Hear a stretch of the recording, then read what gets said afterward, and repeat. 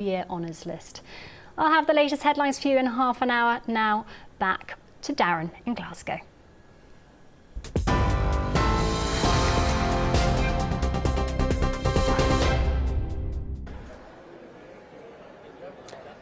Yeah, very good afternoon. Welcome back here to Glasgow on the last day of COP26 in Scotland. Pressure mounting as negotiators from over 200 countries try and strike a deal on how we can tackle climate change. There were all-night talks last night behind closed doors. We had a draft agreement this morning. We're going to be looking at what is inside that draft agreement. Can a deal be done? We'll be speaking to some of the key figures here in Glasgow, getting the sense of what protesters are making of it outside. Many of them are not terribly happy. And also we'll be looking back at some of the key moments over the last 2 weeks that has put Glasgow, it must be said, on the world map. A very good afternoon. Thank you for your company. This is a special briefing live here at COP26 in Glasgow.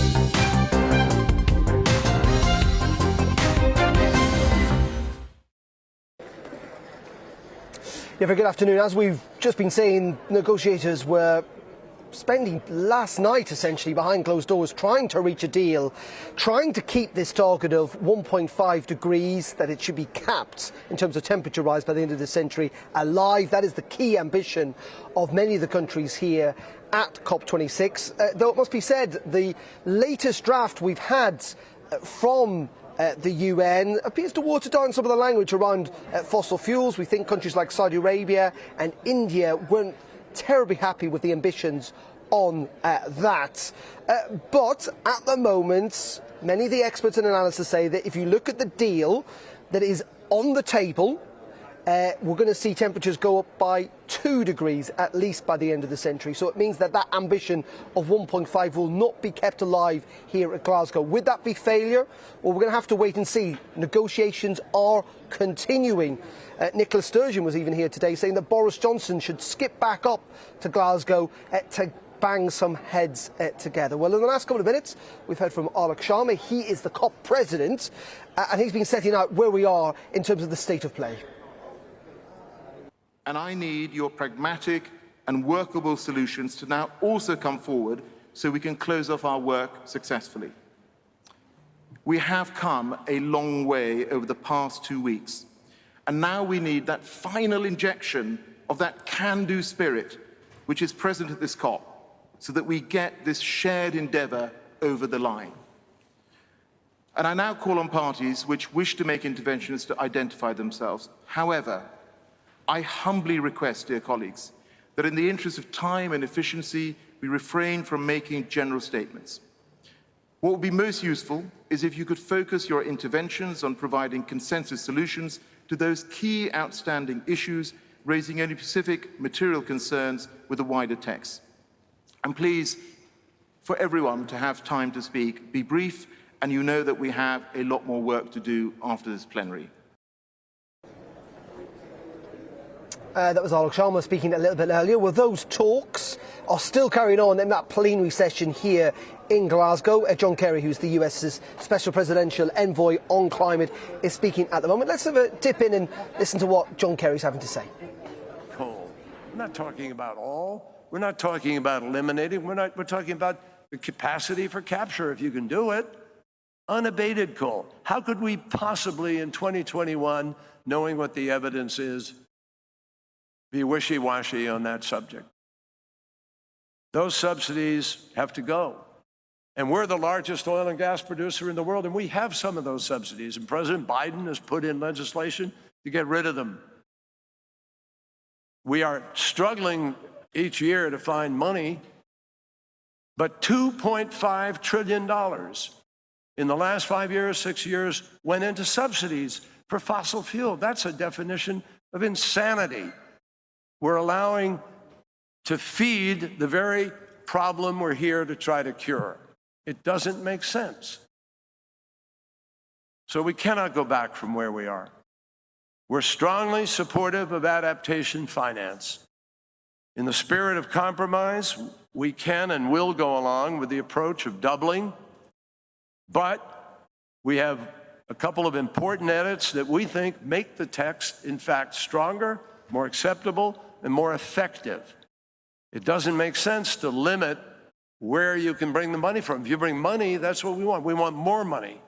And it doesn't make sense for the COP to restrict any one nation. And I know our friend Frans Timmermans has talked about this. Don't limit the pool from where we can draw the money. That doesn't make sense. We have important steps we think we can take. On loss and damage, we can support the creation of a new technical assistance facility to provide the financial assistance to operationalize the Santiago network and other key elements in the cover decision for the CMA. But the placement of language needs to be consistent with the agreements that we reached in Paris. We went through this fight in Paris. And we also very strongly support inclusion of ocean language.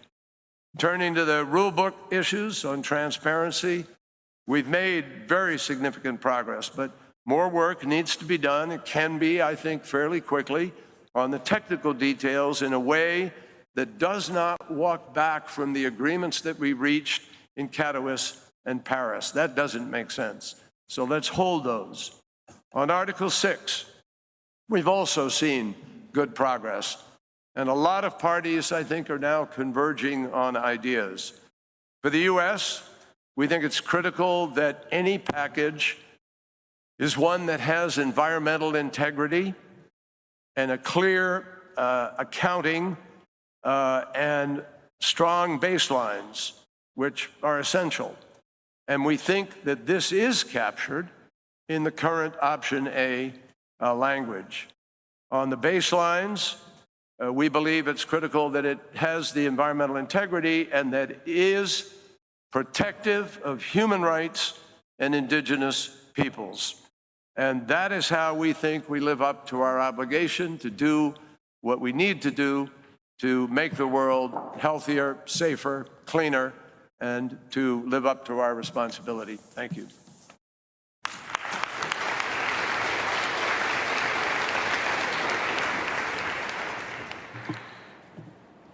I thank the United States for their intervention. I now give the floor to Antigua and Barbuda.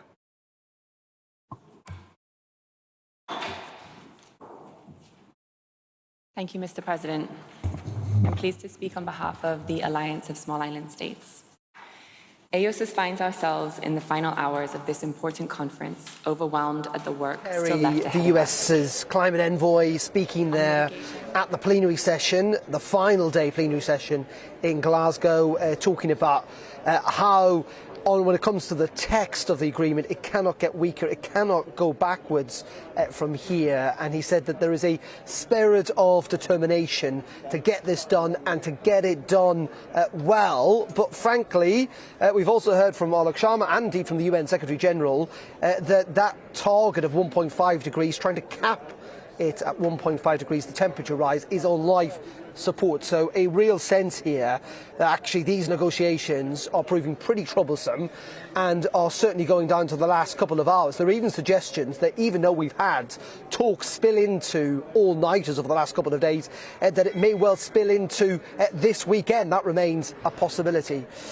Now, we're also here in COP because we've been talking about not just the world and how it views what's been done here, but indeed how our politicians in Britain think of what has been achieved or what should be achieved at this conference. Not just national politicians, but also regional ones as well. And earlier, I spoke to Andy Burnham, he's the Mayor of Manchester, of course, and he was making the point that if Manchester, his city, is to make the effort to try and reduce its carbon emissions, it needs help from the government to do so.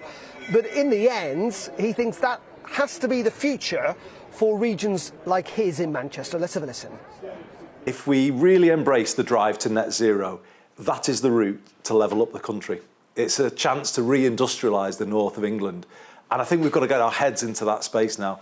This is the chance we need to bring about the change that we've been promised, a more balanced country, and crucially, a north of England that has industry of the future.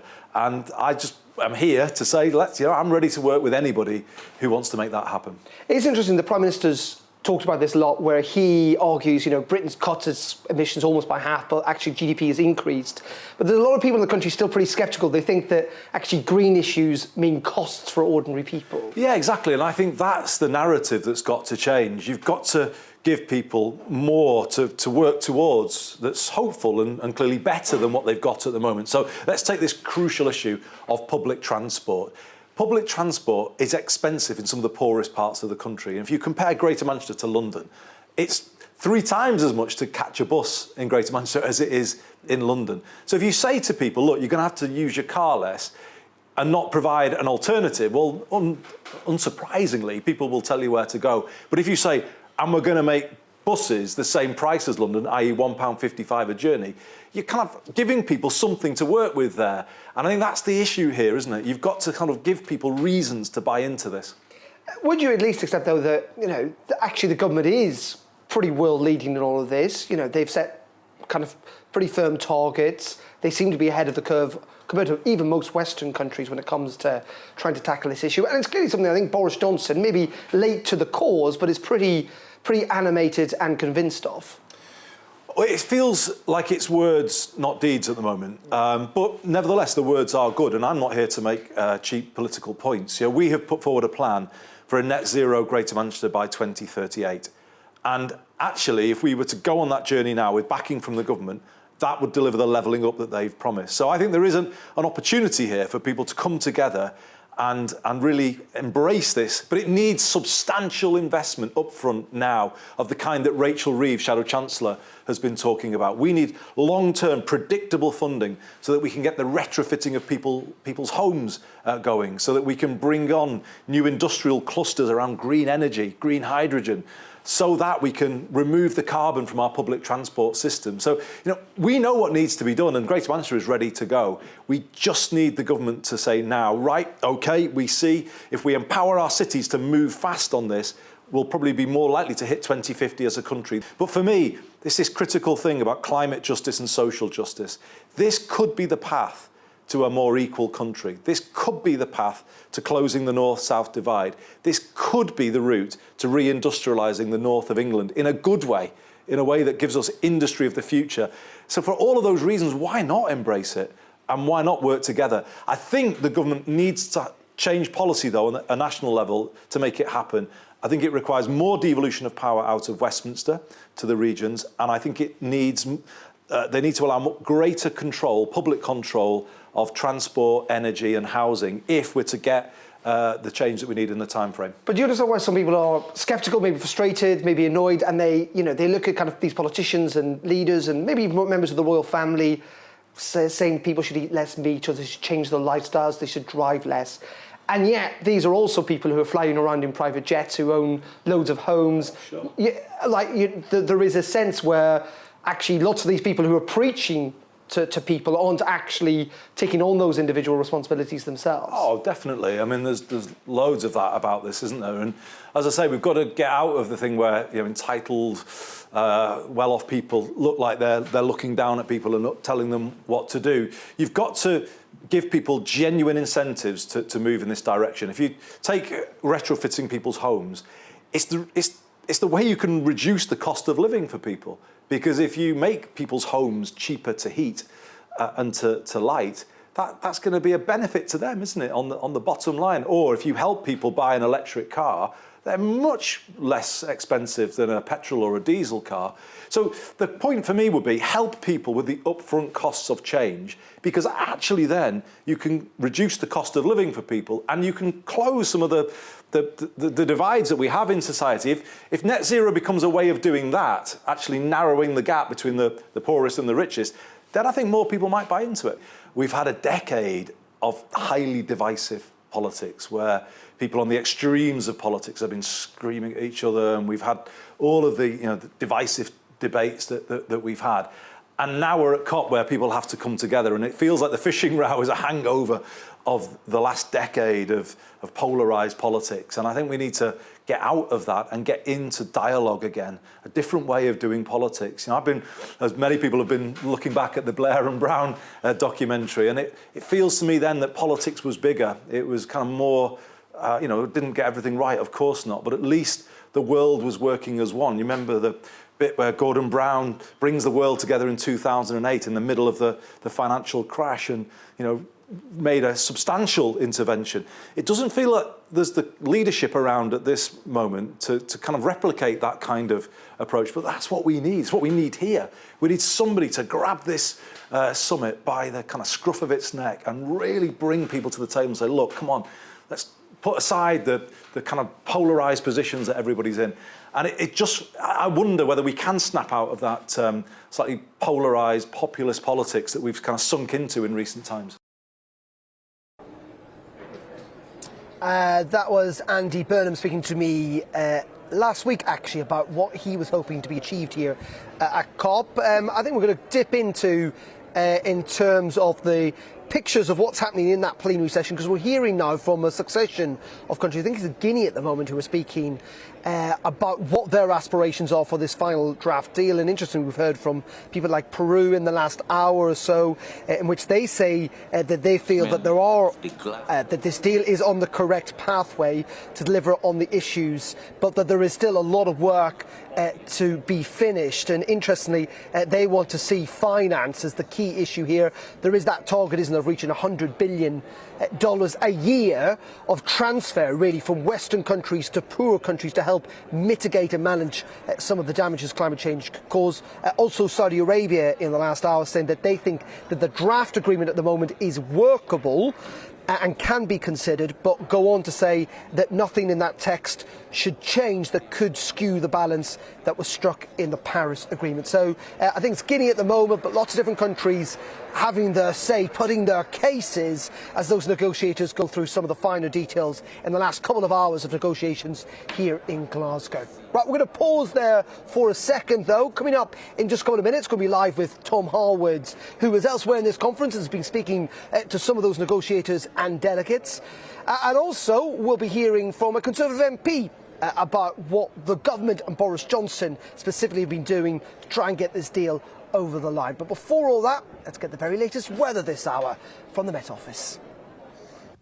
Hello, the weekend is almost upon us, and this is what the weather has in store for us. Quite a dry picture this weekend and a lot less windy than is out there today. Some sunshine coming and going at times through the weekend. Today we've had this low pressure that's now clearing its way eastwards as we go into Friday evening. So for Saturday and Sunday, a ridge of high pressure builds in, and that keeps these weather fronts at bay and brings much lighter winds. But for the rest of today through this evening, still quite windy out there and still some outbreaks of rain to come. Some quite strong winds for a time through northwest England, southwest Scotland, tied in with some heavier rain, but that should ease away.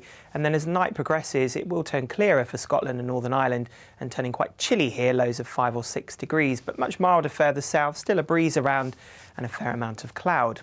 So as we start the day on Saturday, quite grey and gloomy across much of England and Wales, but we will see some breaks developing in that cloud at times. Probably staying on the cloudy side for eastern areas, though, through Lincolnshire, Yorkshire, and also much of East Anglia. Some bits and pieces of rain here and quite a strong breeze. Rain also pushes into the west of Northern Ireland later, but in between, some decent spells of sunshine for parts of Scotland, northwest England, into Wales, and temperatures still on the mild side, highs of 13 or 14 Celsius. As we go into Saturday evening then, we'll continue to see cloud and outbreaks of rain across the east, some wet weather pushing in across the west as well, but in between it stays clearer and it will be chilly in these places with the risk of some mist and fog patches forming by the time we get to Sunday morning. Lows in rural spots getting into the mid-single figures, but where we see the cloud, it'll stay a little bit milder. So as we start Remembrance Sunday then, it will be a grey and a gloomy picture for many areas, some bits and pieces of drizzle possible early on. But through the day, that cloud will lift and break. We'll see the visibility improving, I think. And then through the rest of the day, it will remain largely dry, apart from Western Scotland. But it does stay rather mild. Bye-bye for now. Join me, Nana Akua, on Fridays, Saturdays and Sunday afternoons here on GB News. Expect fiery debate and passionate discussion as my panel and I take on some of the top stories hitting the headlines. You can look up the statistics. No, you look it up. I hug everyone we learn from it and try and move on. That's it. Opinion is at the heart of the show. It's a place for open and frank conversation, but without the fear of cancellation. So join me here on GB News on Friday, Saturday and Sunday afternoons between 4 and 6 p.m. You're watching GB News live across the UK and the world on our digital stream. GB News is Britain's news channel. We are the UK's home of discussion and debate from all perspectives. We are here for you. Don't forget to join our YouTube community by clicking on that subscribe button.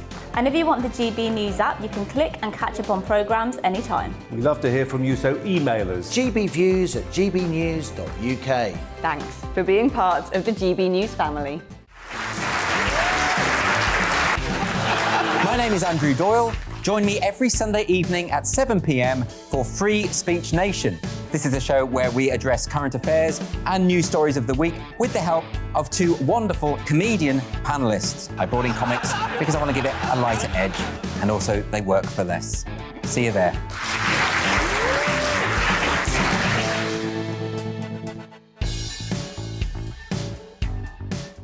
Join my show Farage, 7 p.m. till 8 p.m. Monday through Thursday, and there you will get opinion, analysis, debate, and I'll cover stories that nobody else dares to touch. And then for the last 15 minutes, talking pints. We're over a drink. We have a civilised conversation with someone. We very often disagree, but we do it in a grown-up way. Come and join me on Farage.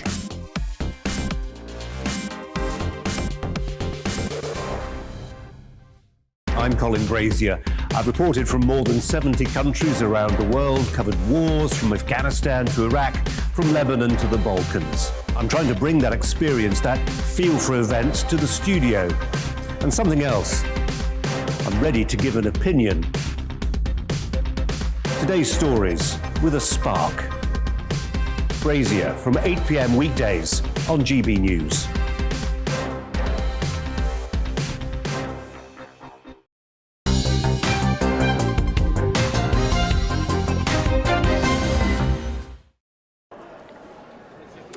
Very welcome back to COP26, special coverage here on GB News live from Glasgow. Thank you for your company on this Friday afternoon. Well, tens of thousands of people have descended on this city from all over the world in the last 10 days or so in this absolutely enormous complex. I cannot describe to you how big this conference centre is.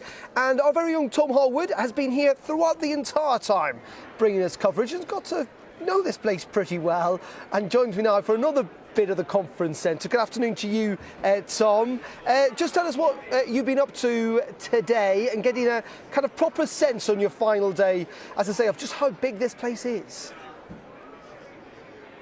That's right, this place is absolutely enormous. Obviously, you're all the way down that end for quite a bit of a walk, but where I am now is outside one of the big plenary sessions. So just through those doors down there where we journalists are not really allowed are the climate envoys of many countries putting their cases across, trying to argue for their nation's interests in what will be a seismic agreement between 196 countries. Well, that's where the plenary sessions are, but we can walk around now and actually come down to this little area here where the negotiators are. And there are 20 odd rooms down there, 21 if I'm correct, down there where actually the negotiators and the individual negotiators sit in these enclosed rooms, no windows in the doors, it's hard to see in, but they are all negotiating as we speak. And we've been speaking to some of those people who've been filtering in and out of those rooms about what really it's like. Sort of the heat is rising, the temperature is going up, the pressure is certainly getting to them. There's more meeting rooms up here, so many meeting rooms for negotiators actually that there is a meeting room assignment desk, as you can see over there. If you don't know what meeting room you're going to, you chat to the lovely people sitting behind those plastic screens. And of course the world's media are here as well. We can see across just cameras absolutely everywhere and many people getting ready for what may be some announcements coming throughout the day. But yes, the scale of this place is huge, and indeed the different interests here are huge. It's not just the negotiators from the individual countries, but people from advocacy groups who are advocating their thoughts too. In fact, I caught up with one American advocate of native peoples a little bit earlier today. Yeah, well, right now we're in the closing moments of the COP, and the last 2 weeks have been really busy. My organization and my delegation in particular has been advocating for Indigenous rights to be uplifted namely the Article 6 of the Paris Agreement, which is actually in a very critical stage right now. So right now we're seeing potentially decisions by the negotiators threaten to exclude Indigenous rights and human rights from this particular article within the agreement. So right now we're actually really concerned. We're really worried that these protections may be excluded, and this would open up a floodgates of violations to human rights and Indigenous peoples across the world. What in particular, with regard to climate, is there to do with Indigenous rights in this Article 6? Why would people be wanting to strike that out? Well, Article 6 really is about promoting the carbon market or carbon offsetting. We've heard a lot about net zero while we've been at COP26, and all of these solutions are solutions that have not been promoted by civil society or Indigenous peoples. They've been promoted by governments and corporations.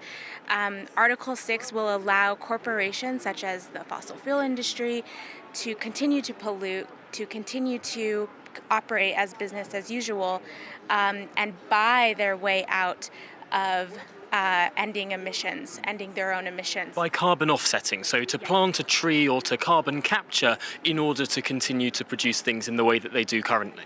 That's correct. And as they do that, what they'll do is they'll displace Indigenous peoples from their own territories. So what they're going to be doing through potentially this article, and what this article in the agreement opens, is buying swaths of land, and that can be in the global south, that can be in the Amazon, that could be in the global north, in the Arctic, the boreal forest, and they'll claim ownership over these lands, displacing the Indigenous peoples, and really what they're doing are land grabs. So of course this is really concerning, because right now Indigenous peoples protect 80% of biodiversity in the world. So what happens when corporations are then able to steal those lands to offset their carbon emissions instead of ending or shutting down emissions at the root source, which is a just transition away from fossil fuels? Of course, what their argument would be is that we need to plant more trees, we need to regreen many parts of the world that have been seeing deforestation. Some of these parts of the world that are nominally indigenous right now, the Amazon rainforest, for example, is seeing huge destruction. Might there not be an argument here for some Western corporations, instead of the Brazilian government, to take ownership over some of that area and replant lots of trees and offset in that way? Sure, we need to be replanting trees, we need to be rebuilding our forests, but at the same time we need to be, like I said, cutting emissions, a large scale of emissions reductions at the root source. So ending emissions at the level of or cutting these emissions down with these fossil fuel industries. That means ending big projects such as Cambo up here in the North Sea, or whether that's Line 3 pipeline in the US or Dakota Access Pipeline, which I know caused a very big global movement of solidarity for Indigenous people. So that fight is still very much open, and so we're here to remind people that, and the negotiators, that these are the bold actions that they can take. Carbon offsets, carbon markets, it's a Band-Aid solution. Jade Begay there, who has been talking with the American negotiators, has been meeting indeed with John Kerry, the American climate envoy, across these 2 weeks. Really interesting to get that perspective in terms of the advocacy groups and the people that have been popping in and out of these negotiating rooms over the last 2 weeks.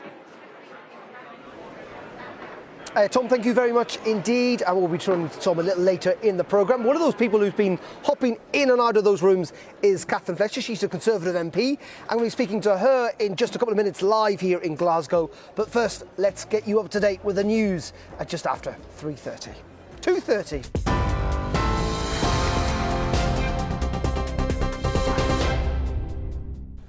I'm Rhiannon Jones. Here are the latest headlines. 1,185 people crossed the Channel in a single day yesterday, in a new record for the current migrant crisis. Rescue operations worked well into the night, with some of the 33 boats carrying up to 50 people. Yesterday's total surpasses the previous single-day record set earlier this month. Alok Sharma has called on countries for a final injection of that can-do spirit they've had at COP26 to get a deal in Glasgow over the line. The Climate Summit's president says it's his sincere intention to end COP26 today. He added that the draft of the agreement's not yet totally clean as negotiations continue. The latest draft agreement appears to back away from a call to phase out coal and fossil fuel subsidies completely. The chair of Essex County Cricket Club has resigned over an allegation of racist language at a board meeting in 2017. John Farragher stepped down yesterday evening. He has denied any wrongdoing. The club say it will review why the incident wasn't fully and independently investigated at the time. David Henderson, the businessman convicted over organising the flight that crashed and killed footballer Emiliano Sala, has been sentenced to 18 months in prison. The plane crashed into the English Channel in 2019, killing the striker and pilot David Ibbotson. David Henderson's lawyer said his legal team will consider an appeal against his conviction. The Ministry of Defence has sent a small team of armed force engineers to Poland to address the ongoing situation at the Belarus border. It follows a similar move by Russia amid tensions over an influx of migrants on the border with Poland and Belarus. Rail services through Salisbury are set to fully resume on Tuesday. That's after a crash involving 2 derailed trains. 5 carriages have been removed from the line between Salisbury and Andover. A South Western Railway train failed to stop despite braking, leaving the driver with life-changing injuries. We'll have a full update for you at the top of the hour. See you then.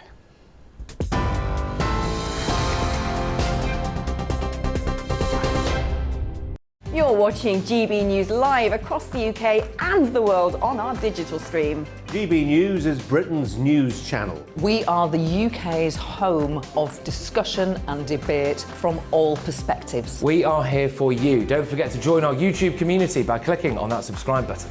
And if you want the GB News app, you can click and catch up on programmes anytime. We love to hear from you, so email us. gbviews@gbnews.uk. Thanks for being part of the GB News family. My name is Andrew Doyle. Join me every Sunday evening at 7 p.m. for Free Speech Nation. This is a show where we address current affairs and news stories of the week with the help of 2 wonderful comedian panellists. I brought in comics because I want to give it a lighter edge, and also they work for less. See you there.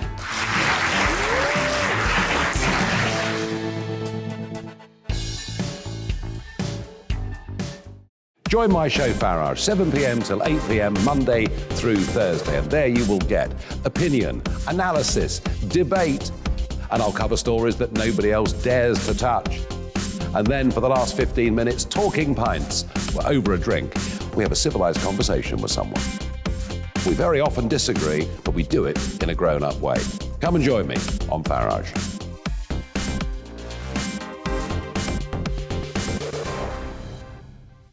I'm Colin Brazier. I've reported from more than 70 countries around the world, covered wars from Afghanistan to Iraq, from Lebanon to the Balkans. I'm trying to bring that experience, that feel for events, to the studio. And something else, I'm ready to give an opinion. Today's stories with a spark.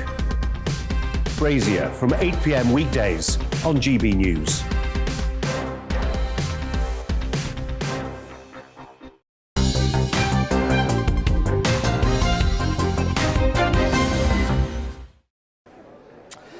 Very good afternoon. Welcome back live here in Glasgow at COP26. We got special coverage on the final day as those negotiations carry on to try and get a deal over the line. There is a big meeting taking place right at this very moment in time. I think the Bolivian delegation are speaking, in which each individual country essentially are setting out what they want to see happen, their lines, where agreements can be sought. And those negotiations are likely to carry on for many hours to come. Big question is, can a deal be done today? Or as John Kerry has said, not just a deal be done today, but a good deal essentially be done today. Well, someone who's been popping in and out of those meeting rooms and actually has been at that plenary session in the last couple of hours is Catherine Fletcher. She's a Conservative MP, but also sits on the Science and Technology Committee. Good afternoon to you, Catherine. Thank you very much for joining us here on GB News.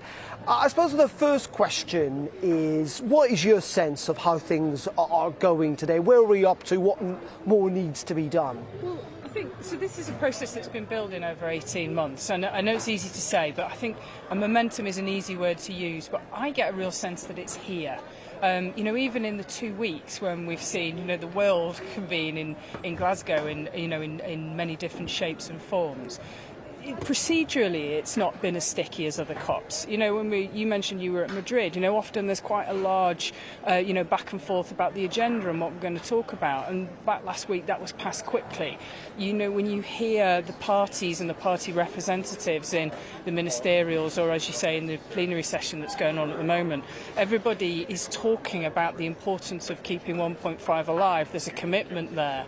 Where we are, though, is right at that point where you have to take those sentiments and commitments and really structure it into something that everybody feels can work for them. And, that's the sharp end of the negotiations. And it's fascinating, isn't it, looking at it from the outside, and I suppose trying to convey to everyone is that, we've had a draft, provisional kind of deal, then that gets updated again, then it gets updated again until we get a final one that everyone can sign up to. Yeah, so if you forget, stop me if I'm getting a bit nerdy about this. But basically the texts were held by the negotiators last week, and relatively in the last couple of days, it's been handed over to the presidency.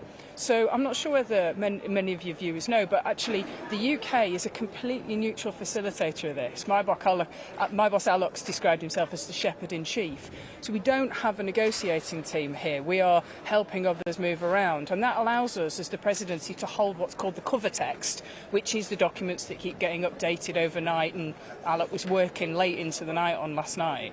But that is a summary of a series of other things in kind of 4 key themes: so mitigation, keeping 1.5 alive; adaptation, helping countries cope with the 1.1 degree C global warming that's already in the system; climate finance, which is, I'm sure you've been speaking about to your viewers. Pretty tricky, that one. Pretty tricky. And then finally, the one that's the hardest to explain, the most technical, that's consuming so much at the moment, but it's the finalising of the Paris rule book. Now, if you want, it's huge, it's technical, it's detailed, it needs that cover text on top of it.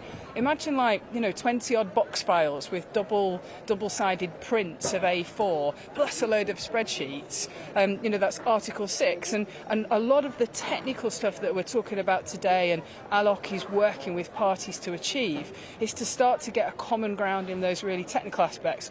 So let me give you an example. Now, I want to hear about your strawberries and your go bananas. On. The strawberries and bananas. So within this kind of finalising the Paris rule book. Now, bear in mind, this has been outstanding for 6 years, and it's vital that we can bring. I really want to see that deal done, but I'm a neutral arbiter, so I can't kind of engage. But at the moment, it is possible for country X to say, I've done this with 100,000 bananas of carbon, and for country Y to say, I've done this with 100,000 strawberries of carbon.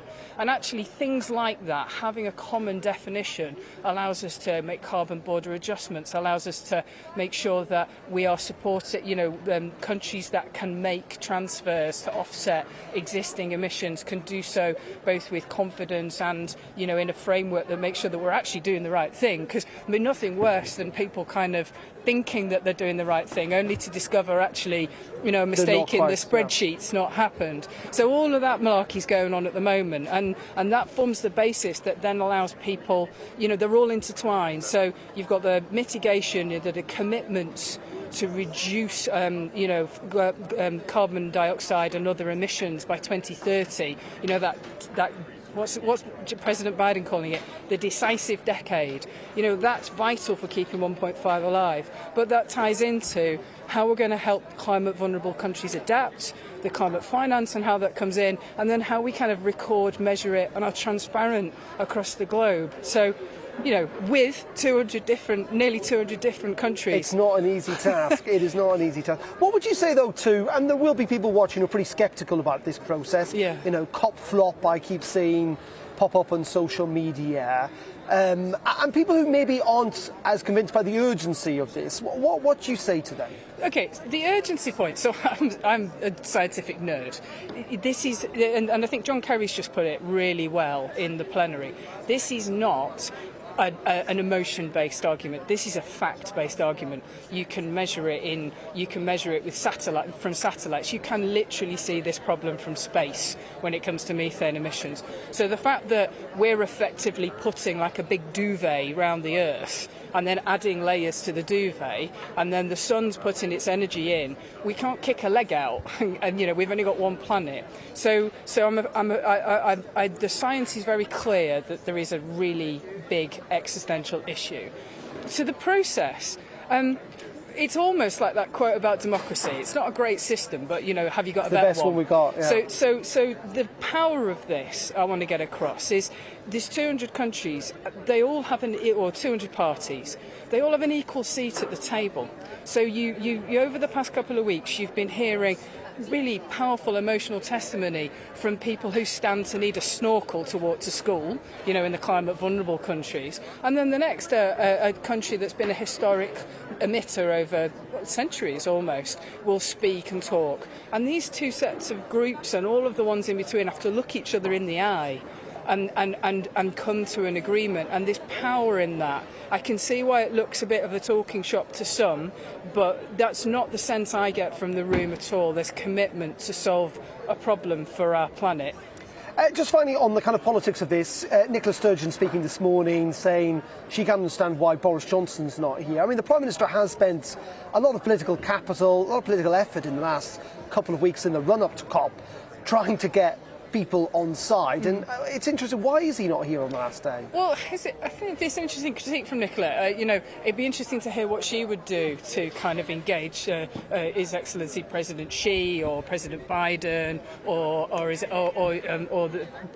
Prince Mohammed bin Salman. Let's not criticise from the sidelines. Has she been making those calls? Like the Prime Minister has. And at this stage, so the World Leaders Summit was at the first 2 weeks. It was a really encouraging to see him come back.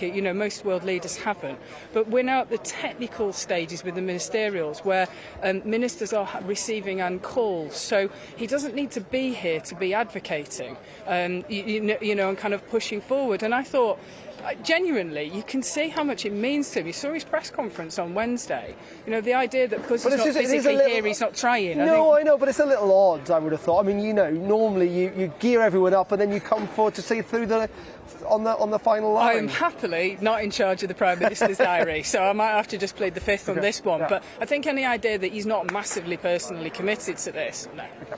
Catherine, thank you very much indeed. Thanks, Catherine Thatch there, joining us live here in Glasgow, and she's going to be busy along with everyone else in the next couple of hours in the plenary session. I think at the moment India, of course, are speaking. They're a country who will be pretty heavily reliant on that money, that key factor of money to try and help them.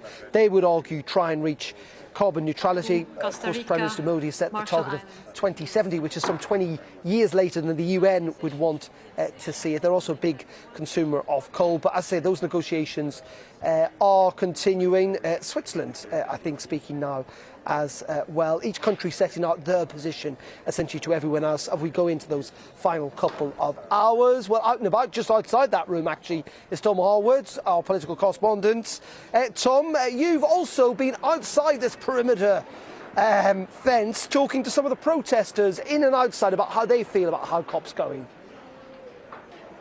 That's right. There have been, for the last 2 weeks, protests that have existed outside of COP26. But today, there was something slightly different. Now, we know that people have been worried about the process, that the draft agreement appears to have been watered down in some areas, that many of the people in the room behind me now, many of those world leaders and their envoys, have been saying that actually they need to chivvy on this process, that then the people working in those rooms down at that end, working on the textual detail need to get a move on and do more? Well, actually, there was a large disturbance within COP26 just an hour or so ago, where a huge group of, I would say, hundreds of delegates, official delegates within the secure zone, started to protest. And I caught up with some of them while they did it. We're here at the COP protest, that's right, protesting the climate change conference. Quite clearly, everyone behind me marching up and down here is absolutely fuming that world leaders are coming together to try and get something done to keep warming below 1.5 degrees. Let's talk to some of them. If we don't start facing it out now, we will go extinct. And Humans will go extinct? Yeah, of course. Should everyone be like Cuba? I think it's a very good example the way we can use socialism to be sustainable. Its CO2 emissions are minuscule anyway, so... Is that because no one can afford a car? Partly. Is it Scotland's oil? Yes, it's off our shores. It should be Scotland's oil, but unfortunately it was taken over by the UK government. So Scotland should have been drilling that oil instead? Oh yes, Denial and delay. Who's denying climate change?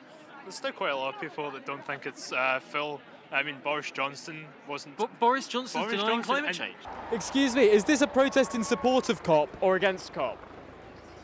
I'm neither for or against it, I suppose. Nuclear power, yes or no? No. No. No. No. Dunno. No. Not needed. Why would you even think of nuclear power? Are we for or against nuclear power? Against. Against. We support nuclear power. I think it's important. I think definitely that 2050 is way too late. Why do you know better than the UN? Well, I don't know better. Science know better.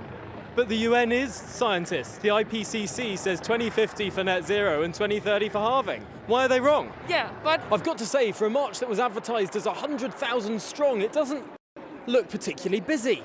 1, 2, 3, 4, 5, 6 Palestinian flags. Why have you brought a big Palestinian flag to a climate conference? Oh yes, one of the main mottos is climate justice, right? But and I agree with that. But let's not forget human justice. So very green. Your sign says only world socialist revolution can end climate change. Which socialist countries have been particularly good on climate in the past? The early Soviet Union was quite good on climate. I suggest it's something you look at.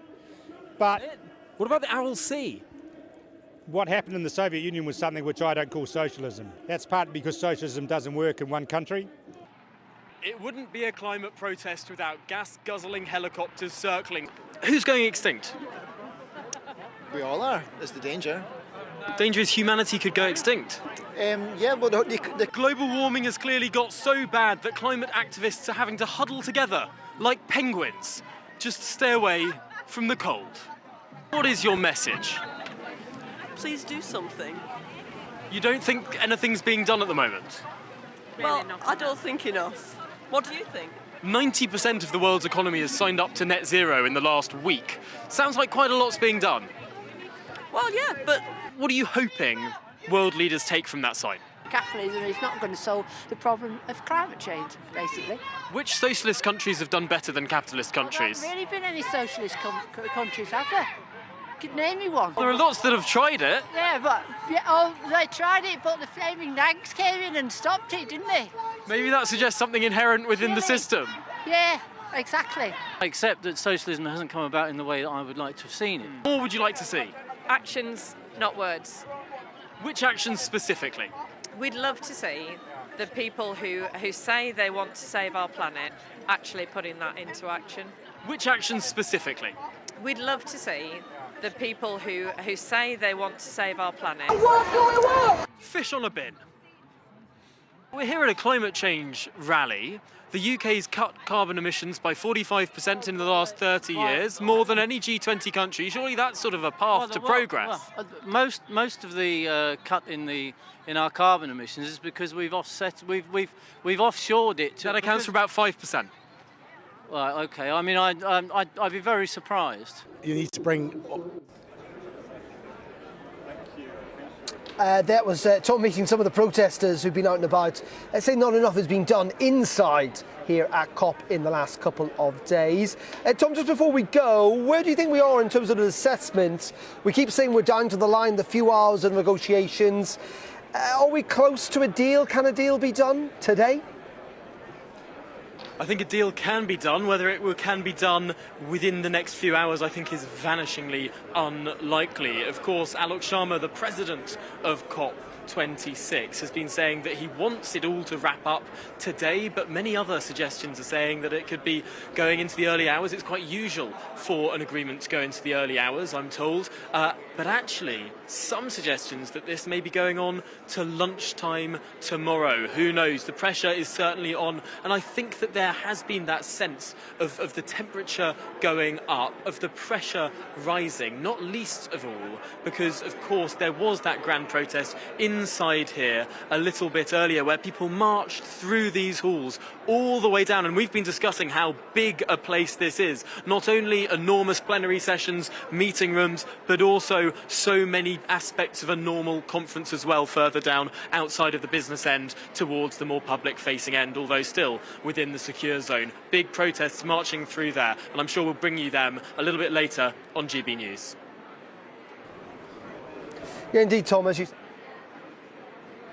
try and keep temperatures outside from going up too much. Thank you very much indeed, Tom Harwood there, who's just another bit of this complex, and this enormous complex here in Glasgow. Well, that is it from our special programme here at COP, but there will be continuing coverage throughout the afternoon on GB News as those final few hours of negotiations appear to stretch into potentially the early evening, maybe through the night. We'll have full coverage of what is taking place here.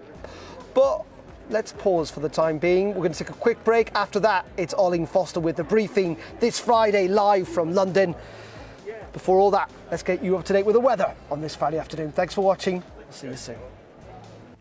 Hello, the weekend is almost upon us, and this is what the weather has in store for us. Quite a dry picture this weekend and a lot less windy than is out there today. Some sunshine coming and going at times through the weekend. Today we've had this low pressure that's now clearing its way eastwards as we go into Friday evening. So for Saturday and Sunday, a ridge of high pressure builds in, and that keeps these weather fronts at bay and brings much lighter winds. But for the rest of today through this evening, still quite windy out there and still some outbreaks of rain to come. Some quite strong winds for a time through northwest England, southwest Scotland, tied in with some heavier rain, but that should ease away. And then as night progresses, it will turn clearer for Scotland and Northern Ireland and turning quite chilly here, lows of 5 or 6 degrees, but much milder further south, still a breeze around and a fair amount of cloud. So as we start the day on Saturday, quite grey and gloomy across much of England and Wales, but we will see some breaks developing in that cloud at times. Probably staying on the cloudy side for eastern areas though, through Lincolnshire, Yorkshire and also much of East Anglia, some bits and pieces of rain here and quite a strong breeze. Rain also pushes into the west of Northern Ireland later, but in between some decent spells of sunshine for parts of Scotland, northwest England into Wales, and temperatures still on the mild side, highs of 13 or 14 Celsius. As we go into Saturday evening then, we'll continue to see cloud and outbreaks of rain across the east, some wet weather pushing in across the west as well, but in between it stays clearer and it will be chilly in these places with the risk of some mist and fog patches forming by the time we get to Sunday morning. Lows in rural spots getting into the mid-single figures, but where we see the cloud, it'll stay a little bit milder. So as we start Remembrance Sunday then, it will be a grey and a gloomy picture for many areas, some bits and pieces of drizzle possible early on, but through the day that cloud will lift and break. We'll see the visibility improving, I think, and then through the rest of the day it will remain largely dry apart from Western Scotland, but it does stay rather mild. Bye-bye for now.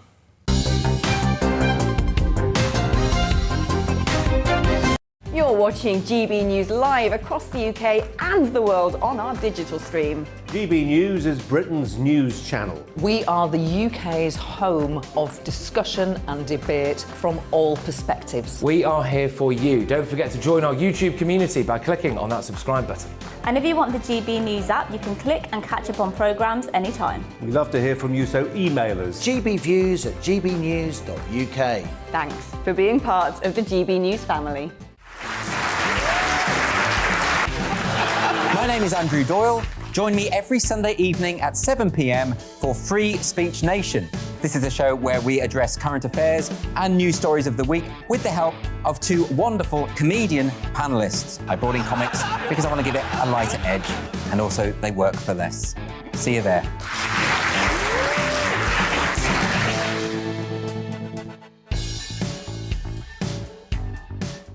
Join my show Farage, 7 p.m. till 8 p.m. Monday through Thursday, and there you will get opinion, analysis, debate, and I'll cover stories that nobody else dares to touch. And then for the last 15 minutes, talking pints. We're over a drink. We have a civilised conversation with someone. We very often disagree, but we do it in a grown-up way. Come and join me on Farage.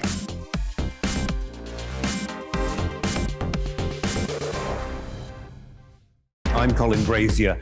I've reported from more than 70 countries around the world, covered wars from Afghanistan to Iraq, from Lebanon to the Balkans. I'm trying to bring that experience, that feel for events, to the studio. And something else, I'm ready to give an opinion. Today's stories with a spark. Brazier from 8 p.m. weekdays on GB News.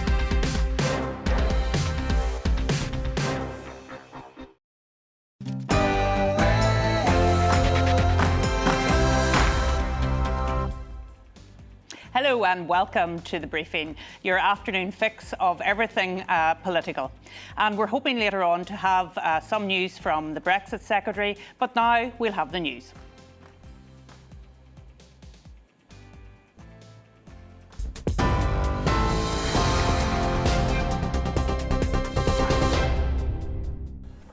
I'm Rhiannon Jones. Here are your latest headlines.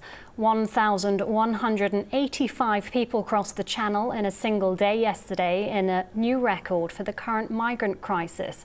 Rescue operations worked well into the night, with some of the 33 boats carrying up to 50 people. Yesterday's total surpassed the previous single-day record set earlier this month.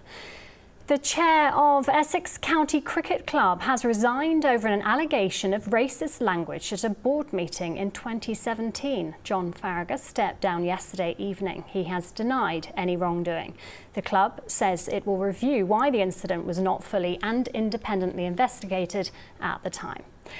Alok Sharma says it's his sincere intention to end COP26 negotiations today. The Climate Summit's president said the draft of the agreement is not yet done as talks continue. The latest draft appears to back away from a call to phase out coal and fossil fuel subsidies completely.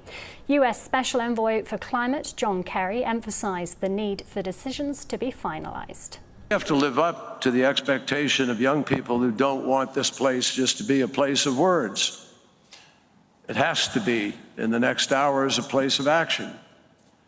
And if it is indeed existential, then we can't just say it is, we have to behave like it is. David Henderson, the businessman convicted over organising the flight that crashed and killed footballer Emiliano Sala, has been sentenced to 18 months in prison.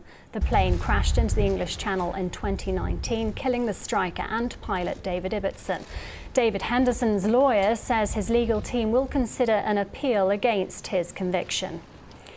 The family of a 10-year-old boy killed by a dog in South Wales have said they are absolutely heartbroken by his death. Jack Liss died at the home of a friend on Monday. Police say a 28-year-old woman from Caerphilly has been released on conditional bail. She was arrested on suspicion of being in charge of a dog dangerously out of control. The Ministry of Defence has sent a small team of armed forces engineers to Poland to address the ongoing situation at the Belarus border. The European Union says Belarus is encouraging thousands of migrants to cross its borders illegally. It warns it could impose more sanctions against Belarus and against airlines carrying migrants. Rail services through Salisbury are set to fully resume on Tuesday. That's after a crash involving two derailed trains. 5 carriages have been removed from the line between Salisbury and Andover.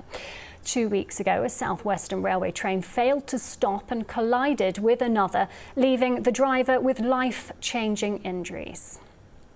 A student who admitted in a game of truth or dare to murdering his step-grandmother has been sentenced to life and will serve a minimum of 15 years. 21-year-old Tiernan Darnton told two friends that he'd set a curtain on fire at 94-year-old Mary Gregory's bungalow in Lancashire. An inquest had previously ruled it was an accident caused by a discarded cigarette. Police reopened the case when Darnton also confessed during a counselling session. Speaking outside the court, Mary Gregory's son Peter said they had always questioned the official version of events. We were never satisfied that the initial findings of the coroner were accurate. Now that the true and full facts of the fire have come to light, and the perpetrator of this callous and evil act is behind bars, we can at long last have some closure and solace, knowing that justice has been served for my mum. England's Ellis Genge has become the latest player to test positive for COVID-19. A Rugby Football Union statement said he received the result this morning and immediately went into isolation, but he's been ruled out of tomorrow's clash with Australia. And former England midfielder Ron Flowers has died at the age of 87. He was a member of the 1966 World Cup winning squad. A statement from his former club Wolves described him as a giant on the pitch and a gentleman off it. Flowers was awarded an MBE in the 2021 New Year Honours List. I'll be back with the latest headlines in half an hour. Now let's return to the briefing with Arlene Foster.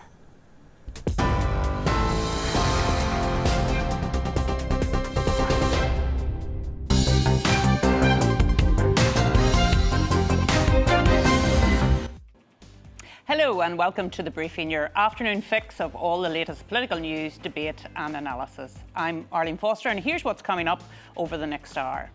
Today we have a show focused largely on Scotland, which of course has been in the spotlight. We'll be talking COP26 and nationalism with the leader of Scottish Labour and the Scottish Conservatives' Energy Shadow Minister before heading to our reporters in Glasgow. And the number of migrants crossing Channel to the UK has topped 1,000 in a new daily record. We'll bring you the very latest as authorities search for 3 people feared lost at sea. And of course Brexit. In the last few moments, Downing Street has played down the prospect of triggering Article 16 amid Northern Ireland talks with the EU. Are they about to lose their nerve and leave Northern Ireland trapped in the bloc single markets for goods? We'll find out. So give me your political briefing. Send in your views and opinions by emailing gbviews@gbnews.uk or tweet me at gbnews.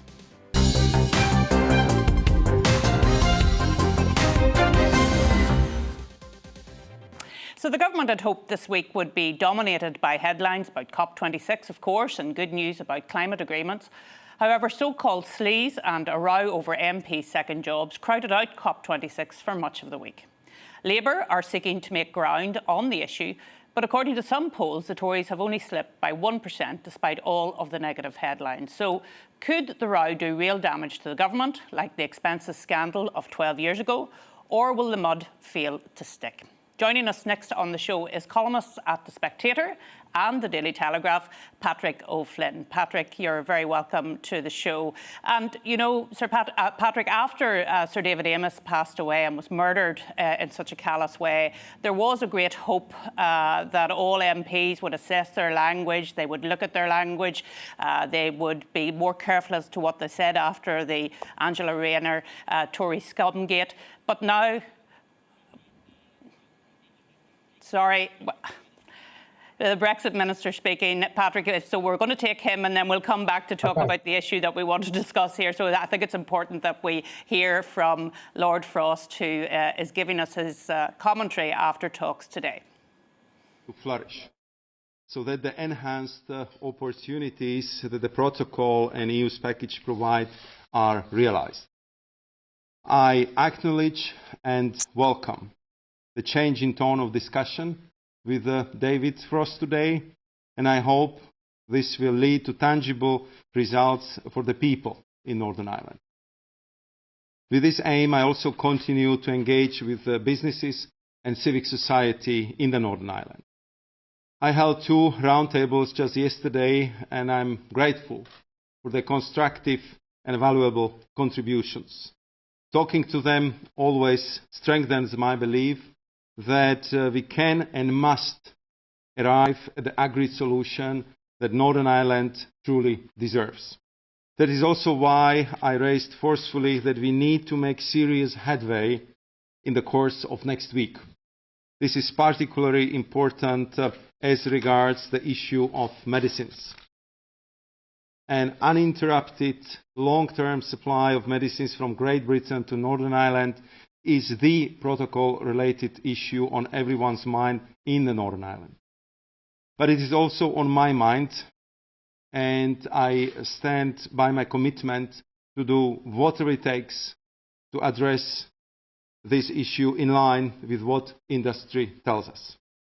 I prefer to have a joint solution with the UK government. But if we are to amend our own EU legislation, something we are committed to do, we need to find this solution quickly. We will therefore intensify our talks next week. I am convinced that the issue of medicines could be a blueprint for how to approach and solve together the remaining outstanding issues. So next week we will also discuss other issues, including significant reduction of customs-related red tape with a view to making serious progress. I do hope that practical solutions will prevail over any temptation at political calculation. The EU, for its part, is working around the clock to deliver such solutions and stability and predictability to Northern Ireland. David Frost and I will meet again in Brussels next Friday. Thank you.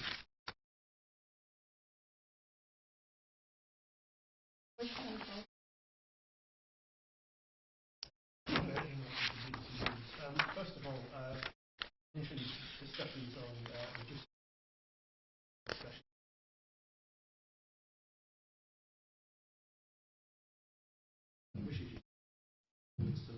Yeah. So that clearly wasn't Lord Frost. That was Maroš Šefčovič, the Vice President of the European Commission, giving us his take on the talks. It seems there have been progress made in relation to medicines, but as regards the other issues, of which there are very many, and we know them all here on GB News, there seems to be a lot more work to do. Patrick, obviously I want to talk to you about the so-called sleaze affair, but first of all, to get your reaction, because I know you keep a very clear and interest in relation to what's happening with these talks. What's your reaction to what you just heard there from Maroš Šefčovič? Well, I think on this issue and with this Minister, Lord Frost, that he is actually entitled to a little bit of trust and goodwill from our side, from the British side. And he has been an effective negotiator in the past. He's clearly using the right to trigger Article 15 as quite effective leverage with the EU. And as you will know, the language around triggering that article is clearly the criteria are met, certainly in relation to societal difficulties and our diversion of trade. And I think the EU has also got to keep a wary eye on the Northern Ireland Assembly elections next year. It doesn't really want an anti-protocol majority because of consent votes further down the line. So I think this is actually a moment of quite good leverage for Lord Frost and the United Kingdom. And personally, I much prefer his relatively hardball position to that recommended by the Labour Party and Shadow Northern Ireland Secretary Louise Haigh this week, who wants us to, in effect, unilaterally disarm and pledge not to trigger Article 16 and just rely on the goodwill of the European Union. Well, the Labour Party clearly never learned. So at the moment, I'm sticking by Lord Frost and hoping he will continue to do a good job. Yes, well, we were all a little surprised in Northern Ireland to hear the position of the Labour Party around Article 16, because, of course, Article 16 is part of the protocol, and so we can't see why it would cause such instability that we're being told about from both Dublin and now from the Labour Party. But I did want to speak to you, Patrick, about this so-called sleaze issue, because Labour have been trying to make gains in relation to this issue. Do you think that'll work? I mean, do you think they'll do damage to the Tory party over the next couple of years before the next general election? I think the number of potential Tory to Labour switchers is at an historic low in British politics, because I think the values divide between the 2019 Tory electoral coalition and the modern Labour Party is just too wide on all sorts of issues, such as values and whether you're proud of your country and its heritage, as well as Labour's behaviour during the original Brexit negotiations, Labour's attitude on law and order, Labour's obsessiveness about identity politics. So I think the sleaze issue, and particularly the issues around certain Tory MPs, are likely to annoy a lot of Tory voters, but I think they're more likely to go to the abstainer column than the Labour Party column. I just think they catch Tory voters at a quite scratchy time. And personally, I believe by far the biggest issue of upset and outrage among Tory-inclined voters is what's been going on in the English Channel and has been so brilliantly covered and exposed by GBNews, alone among British television broadcasters. So I think that's a far bigger issue among Tory voters, but these allegations of sleaze and lining pockets and the rest of it will clearly add to that scratchy atmosphere at the moment, but not necessarily going to see people switch from the Conservatives across to Labour. I'm very glad you mentioned the migrant crisis, and I'll be speaking to our Home and Security editor later on in the show about the latest on all of that. But I know you have written a piece very recently in the Daily Telegraph about this issue and the fact that our political masters don't appear to be talking about it very much. Do you feel that it's an issue that needs to get more attention? Well, it certainly does. I mean, it's remarkable. The Labour Party never mentions it in the House of Commons, nor do the Lib Dems, nor does the SNP, despite numerous pledges and promises from the Prime Minister, Priti Patel, the Home Secretary, immigration ministers downwards, that the Tories were going to not only get a grip on this problem, they were going to make the whole cross-channel route unviable. And yet if you want to see exponential growth, you don't need to look at COVID. You just look at the cross-channel migration. It was about 1,800 in 2019, up to about 8,000 last year. And we're almost 3 times that much already with a month and a half of the year to run. It's completely out of control. It's trashing the social contract. British people are being asked to pay even more national insurance in for the welfare state safety net for their own compatriots and for themselves potentially. We're inviting people in who've never paid a penny into the pot, who are a security risk, who may come from countries with strange attitudes about issues such as free speech or the emancipation of women, for instance. It's just absolutely unforgivable what's happening, and yet there's no political pressure and very little media comment, but people realise what's going on. So thanks, Patrick, and indeed we will cover it later because we at GB News believe it's an issue that needs to be brought to people's attention. Thank you so much for joining me this afternoon, and we'll talk about it later on in the show, but we'll also head to Glasgow later as well for more from COP26. The conference, which ends today, has seen Scotland thrust into the global spotlight.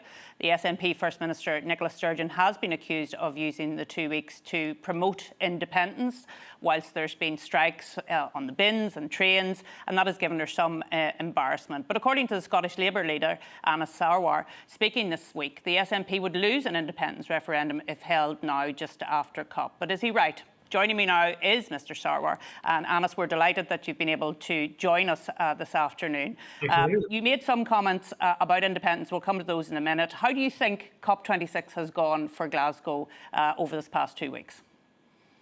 Look, I think there's a disconnect to what COP26 has meant in the conference hall and what COP26 has meant for people in our everyday streets. Of course, there is a buzz and an energy about trying to maximise the ambition, the promises, but more importantly, the action coming out from COP26. But there has been a disconnect about what it means for public transport here in Glasgow, what it means for our cleansing workers. We've got a government that is preaching to the world, lecturing the world on the need to protect the global environment while it's cutting budgets to protect the local environment. So a challenge to Nicola Sturgeon, a challenge to Boris Johnson, and a challenge to the global leaders is turn your rhetoric into meaningful action so we can support local communities. That's a very interesting point you make, actually, Anas, the disconnect between talking about these big global issues and actually what it means for people living in places like Glasgow, like Belfast, for example. And I noticed just this past week when I was listening to the SNP talk about their vision for the future that, of course, they have said they're not going to use nuclear as part of that mix of energy going forward. How do you react to that? I mean, what's your view on using nuclear energy in the future?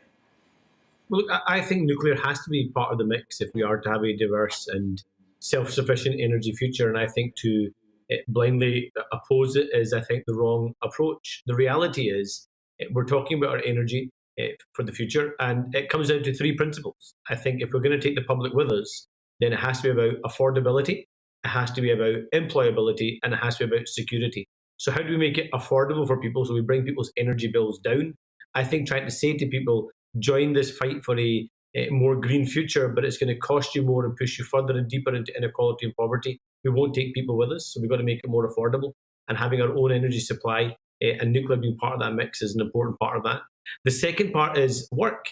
We are not going to keep people's support if we think decimating entire communities and costing tens of thousands of jobs across our country is going to be some kind of just transition. There is no such thing as a just transition if you sacrifice tens of thousands of jobs. So where is the meaningful action happening from both the UK and the Scottish Government to create those jobs in the renewable future so people can transition into those jobs and away from oil and gas? That hard work is not being done. And the third part is our security. There is no point us stopping our industries here in Scotland and then importing the benefits of the oil and gas industry from elsewhere in the world. That doesn't give us an energy secure future. So I think there's big contradictions in the COP26 hall, and we've got to be open and honest about them. And we do that by making it a cost of living issue, creating the jobs, and making sure we're protecting national security. And it's very interesting you mentioned that the lack of a plan on transitioning workers away from the climate intensive industries, if you like, to other newer industries. And of course, this has been a global platform for Scotland. I'm sure you're very pleased that Glasgow was chosen as the place to host COP26. And the SNP leader, of course, the First Minister, has been using it as a platform. And you made comments about that this week, the very fact that this isn't about independence, it's actually about building partnerships and looking to the future. I mean, I presume you would see this as a need to work together instead of talking about independence. Well, there's a key principle here. Of course, devolved governments are going to have a big role to play in terms of meeting our climate change obligations. So the work that the Scottish Government does is important. The work the UK Government does is important. The work that our city councils do and our regional mayors do is also important in order of us to get to net zero. But there is a very simple and basic truth that I don't think any government can hide from. Climate change doesn't recognise borders. Only by cooperation, working together, building bridges, not building barriers, can we confront the climate challenges. And therefore, I know people are pretending that this is some kind of great advert for Scottish independence. I actually think the opposite. I think it's a great advert for cooperation and what we can achieve when people work together, not just here at home, but abroad. But the key challenge, though, is turning those big promises and those big ideas into meaningful action. And that's the pressure I'll be putting on both governments. It's interesting to note that the former President Obama, seems to agree with you, Anas, when he said that nationalist and tribal impulses hamper progress on climate change. I presume you would agree with that totally. No, absolutely. And the sad reality is we have two tribal governments in Scotland. We have a tribal UK government and we have a tribal Scottish government. And if we divide ourselves into tribes, that's not the way of building international solidarity. It's not the way of building international cooperation. It's not the way to strengthen international trade and those relationships. And so I'm all for cooperation, not dividing ourselves off into smaller parts. Well, listen, thank you so much for joining us this afternoon from Glasgow. And after the break, the latest on the migrant crisis in the English Channel. GB News Home and Security Editor Mark White has been in Dover filming the arrival. But before that, let's take a look at the weather.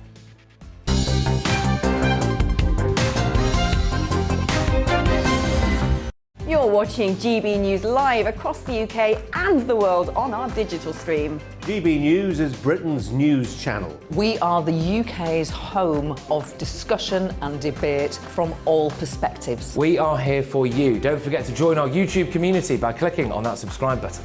And if you want the GB News app, you can click and catch up on programmes anytime. We love to hear from you, so email us. gbviews@gbnews.uk. Thanks for being part of the GB News family. My name is Andrew Doyle. Join me every Sunday evening at 7 p.m. for Free Speech Nation. This is a show where we address current affairs and news stories of the week with the help of two wonderful comedian panellists. I brought in comics because I want to give it a lighter edge, and also they work for less. See you there.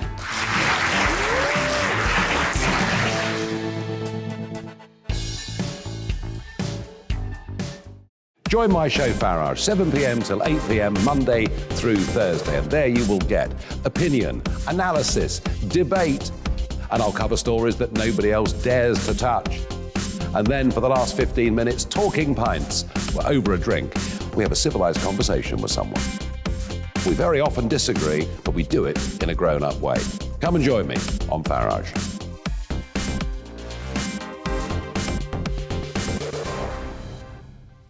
I'm Colin Brazier. I've reported from more than 70 countries around the world, covered wars from Afghanistan to Iraq, from Lebanon to the Balkans. I'm trying to bring that experience, that feel for events, to the studio. And something else. I'm ready to give an opinion. Today's stories with a spark. Brazier from 8 p.m. weekdays on GB News. Join us for the Political Correction. We're here every Sunday to correct politics and put you, the people, back in charge. We talk about all areas of the United Kingdom, including Northern Ireland.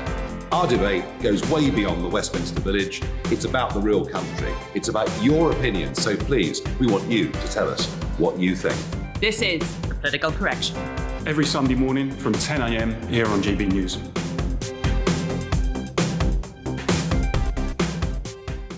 You're watching GB News live across the UK, the world, and our digital stream. GB News is Britain's news channel. We are the UK's home of discussion and debate from all perspectives. We're here for you. Don't forget to join our community by hitting the subscribe button.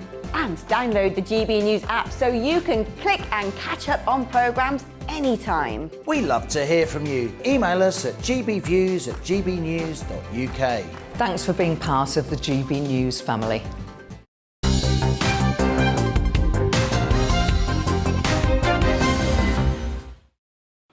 So welcome back. A further 1,185 people crossed the English Channel by boat to reach the UK on Thursday. That's a new record for migrant crossings in a single day. And I'm delighted that our Home and Security editor, Mark White, is with me now. And he's been in Dover and watched many of the boats come in. Mark, we spoke about this last week, and we were talking about the fact that we'd had a record broken on Wednesday of last week, but there's been another record broken today. Yeah, I mean, it's incredible to think that we had a record actually last week, considering we're in November. You would normally associate the very busy days with the summer months when things are flat, calm in the Channel, but they're now coming out because there are thousands of people waiting in northwest France to try and make this crossing. The people smugglers are much more sophisticated in their operation, and what that has meant is that boat after boat on the calm days are coming out onto the Channel as they were yesterday. This is a flavour of what I saw during the day yesterday. Well, it is again another very significant day of migrant activity out in the English Channel. We are expecting any second now here at Dover Harbour another lifeboat, the Dover lifeboat this time, to come in. We're told it is absolutely full to the gunwales with migrants that they've picked up in a number of incidents out there in the Channel. What I'm going to do is just step to the side and allow Jeremy, our cameraman, to concentrate fully on this shot that you see now as the lifeboat rounds the corner here into Dover Harbour, and you can see, well, I said it was packed out. Absolutely is. Just that's the bow of the vessel there, full of migrants, and then I think towards the stern of this lifeboat, more migrants on it as well. I'm just going to pause for a second as we see this lifeboat pass us now.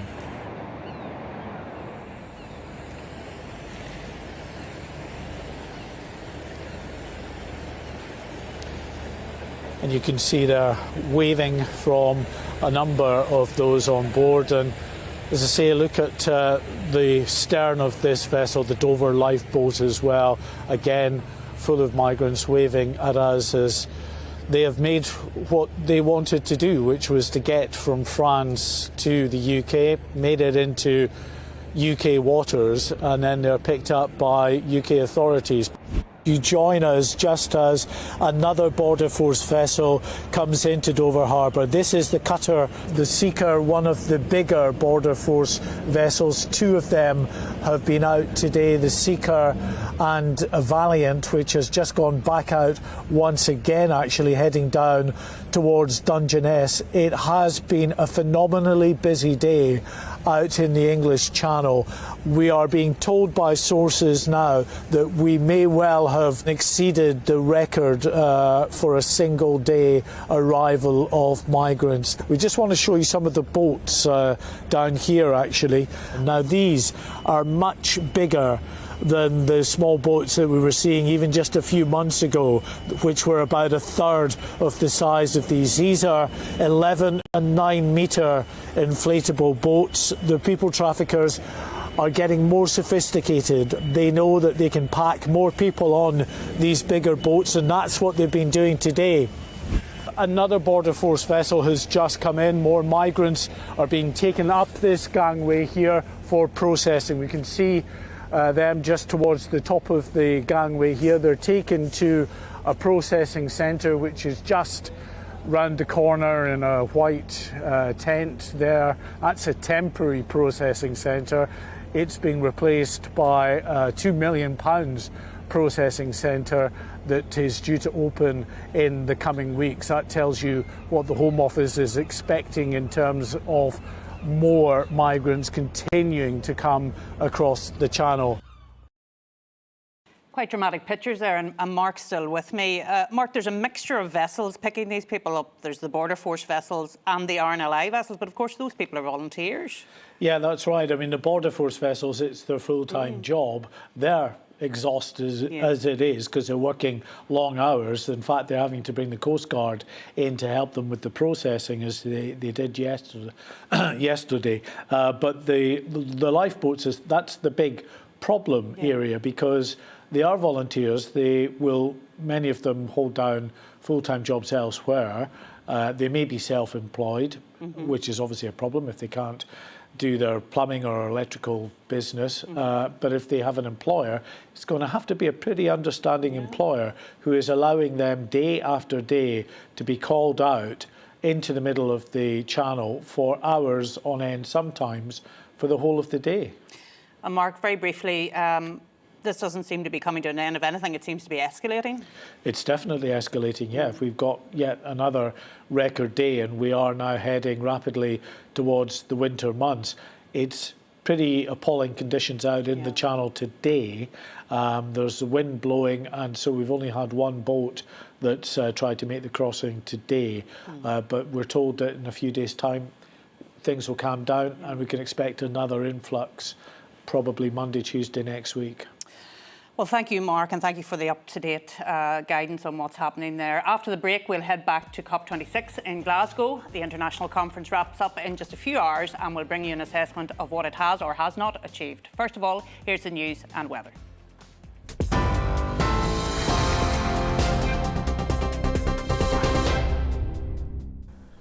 I'm Rhiannon Jones. Here are the latest headlines. 1,185 people crossed the Channel in a single day yesterday in a new record for the current migrant crisis. Rescue operations worked well into the night, with some of the 33 boats carrying up to 50 people. Yesterday's total surpasses the previous single-day record set earlier this month. Alok Sharma has called on countries for a final injection of can-do spirit at COP26 to get a deal in Glasgow over the line. The Climate Summit's president says it's his sincere intention to end negotiations today. The latest version appears to back away from a call to phase out coal and fossil fuel subsidies completely. The chair of Essex County Cricket Club has resigned over an allegation of racist language used at a board meeting in 2017. John Farragut stepped down yesterday evening. He has denied any wrongdoing. The club says it will review why the incident wasn't fully and independently investigated at at the time. David Henderson, the businessman convicted over organising the flight that crashed and killed footballer Emiliano Sala, has been sentenced to 18 months in prison. The plane crashed into the English Channel in 2019, killing the striker and pilot David Ibbotson. David Henderson's lawyer said his legal team will consider an appeal against his conviction. The Ministry of Defence has sent a small team of military engineers to Poland to address the ongoing situation at the Belarus border. The European Union says Belarus is encouraging thousands of migrants to cross its borders illegally. It warns it could impose more sanctions against Belarus and against airlines carrying migrants. We'll have a full update for you at the top of the hour.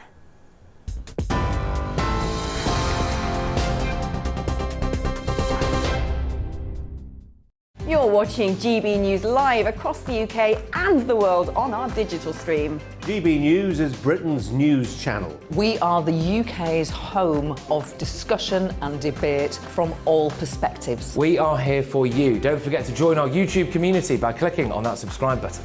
And if you want the GB News app, you can click and catch up on programmes anytime. We love to hear from you, so email us. gbviews@gbnews.uk. Thanks for being part of the GB News family. My name is Andrew Doyle. Join me every Sunday evening at 7 p.m. for Free Speech Nation. This is a show where we address current affairs and news stories of the week with the help of two wonderful comedian panellists. I brought in comics because I want to give it a lighter edge, and also they work for less. See you there.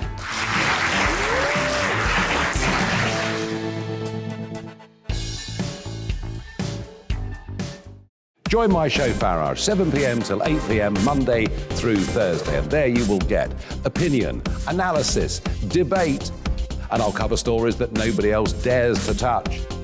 And then for the last 15 minutes, talking pints. We're over a drink. We have a civilised conversation with someone.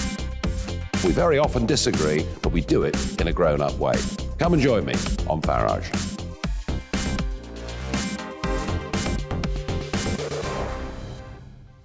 I'm Colin Brazier.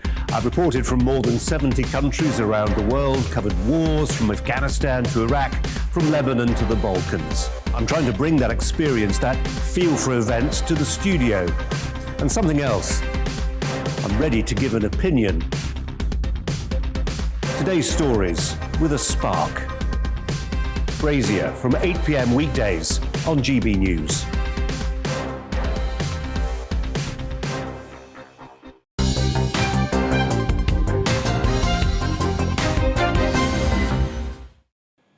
Welcome back to the briefing. Environmental activists have staged a so-called walkout of the COP26 conference in Glasgow today, declaring it a performance and failure. Now, I can agree with the assessment in some ways, but perhaps not for the same reasons as the faithful attendees. Delegates are today negotiating an agreement on how to keep global temperature rises to 1.5 degrees or less. Like many conferences before, there has been emotional speeches from very many people who have arrived at the conferences, and I'm hoping that we're now going to be joined by Darren McCaffrey, and we're going to ask Darren about the new text that has been published today, whether that covers off everything that everybody had hoped for. Darren, it's good to see you, and perhaps you could bring us up to date. Yeah, indeed. Well, actually, within the last few minutes, Arlene, Boris Johnson has been talking in which he says that they are shifting heaven and earth to get everyone to see the importance of this agreement. The Prime Minister saying that they won't clinch it all at COP26, but it should be a start. He says this is the moment, and negotiation teams should agree a cover decision. So ultimately, in the end, I think he's trying to manage expectations there, that there will be some type of deal, not quite as ambitious probably as he would have hoped at the start, but they will get one over the line. The kind of tricky areas, as always, around money to a large degree. Trying to raise this $100 billion, aren't they, to redistribute money from kind of wealthier countries to poorer ones to help them mitigate some of the effects of climate change. Also, this big debating point on coal as well, just about how much countries are willing to give up their dependence on coal. And we have seen these draft agreements come out. They come out kind of every every couple of hours or so, or every half a day or so. There were late-night negotiations through the night last night, essentially. And there is a sense, I think, that they are getting pretty close to one. But as John Kerry, the US Special Envoy to the United States, was saying, that it can't just be a deal, it needs to be a good deal, at least from their point of view. Those negotiations are continuing. Will they be able to do it today? That's the big question, Arlene. There's a possibility it could slip into the weekends. Well, as you know, Darren, Northern Ireland negotiations never finish on time, and it looks like this isn't going to finish on time either. But on the big issue of keeping global temperatures to 1.5 or less, do you think there's going to be agreement on that, or is that going to be impossible? Well, so in many ways that was the aspiration, wasn't it, to try and keep the temperature rises capped at 1.5 degrees. At the moment, the sense is with this deal that is very, very, very unlikely. I think the UN Secretary General said that ambition is now in a life support machine, and that's what's going to prove quite difficult. Well, let's get the views actually on that specific point with Jocelyn Timberley. She is a climate journalist and has been here all week at COP in Glasgow. Jocelyn, thank you very much indeed for joining us. Just on that point of 1.5 degrees. As I said, that was the kind of big, bold ambition, trying to just keep it alive. Will this deal do that? I think what the deal's trying to do is, it's never, like, a deal made at COP is not going to set us up to limit temperatures to 1.5. It was trying to put us on that pathway. And the thing that's in the deal that is quite good for that is this idea that countries come back again next year to make new pledges. And that's still in there at the moment. We'll see if it's in there at the end with the final deal. But that is a really good development at this COP that wasn't there. We didn't know that was going to happen before this COP passed. So I think it would be really good. That's what we need. We need ambitious pledges before. We need to basically cut emissions in half by 2030. They're currently set to rise by 13%. So that is the massive gap we need to make before 2030. Isn't it fascinating that actually one of the big things about negotiation, which you've alluded to, is kind of how often you come back to reprise or repraise these targets? Because at the moment it's every 5 years, isn't it? At the moment, in the Paris Agreement, it set out that countries should basically update their pledges every 5 years with the idea that they would be made more ambitious. Although they're not always made more ambitious even when they're updated. But yes, this idea that that countries would in some way come back, probably not in exactly the same way as you would do every 5 years, but would come back and sort of revisit them. There's also been a call for countries to basically revisit pledges, update them every year from now on, because that's the sort of ambition we need. Where are we with coal? Because it looks like it's going to end up in the final document, but suggestions that's been watered down a little bit. I haven't followed that so much, actually. The coal I haven't been following. The fossil fuel subsidies is the one I've heard being sort of a bit unsure whether it's going to end up in there, if it'll be inefficient subsidies. My understanding is that the coal is likely to stay in there. Just give us a sense how difficult these negotiations are, because, you know, we're seeing live pictures inside the delegate room where they're going around country by country by country where they're stating what they want. Yeah. You know, there's 200 essentially countries involved in this, all trying to negotiate. I mean, this is a really complex negotiation by any standards. Yeah, absolutely. And as you just said, I think it's very likely that things are going to go into Saturday. And last time in Madrid 2 years ago, I think things went even into Sunday. It's always over time. It's always this huge mess where countries start to kind of set their red lines and then also kind of make compromises based on different preferences. So, you know, issues start to cross over. You know, I'll drop this thing if I get this thing that's, you know, maybe completely separate in the negotiation strands, but now it's all coming together. A proper jigsaw, isn't it? Aside from the negotiators, we've also seen kind of protests both inside and outside, actually, the conference centre today. Again, those kind of people decrying the fact that it's not enough. And there was a kind of a walkout, wasn't there, from some earlier?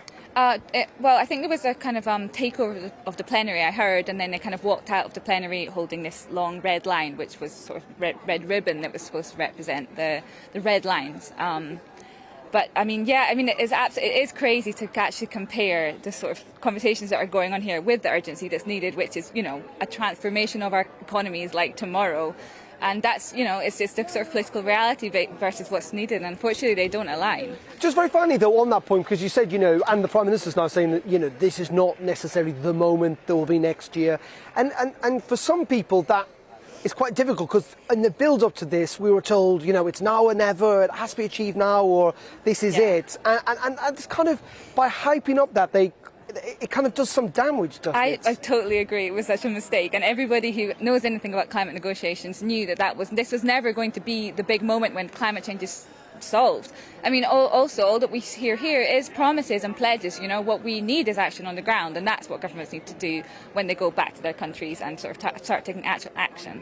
Okay, Jocelyn, thank you so much indeed for joining us here at COP26 in Glasgow. Really is interesting, isn't it, Arlene, just on that final point that I was raising with Jocelyn there, which is, you know, the Prime Minister and others leading up to this were giving the impression that, you know, this was the moment, it had to be achieved now or else everything would fall apart, and yet where we're likely to end up is where we've ended up with pretty much most COPs in the past, that there's been incremental progress here, progress in a good direction, people would say, maybe not enough for some, but there will be next year and there will be more negotiations. It doesn't essentially do or die in the next couple of hours.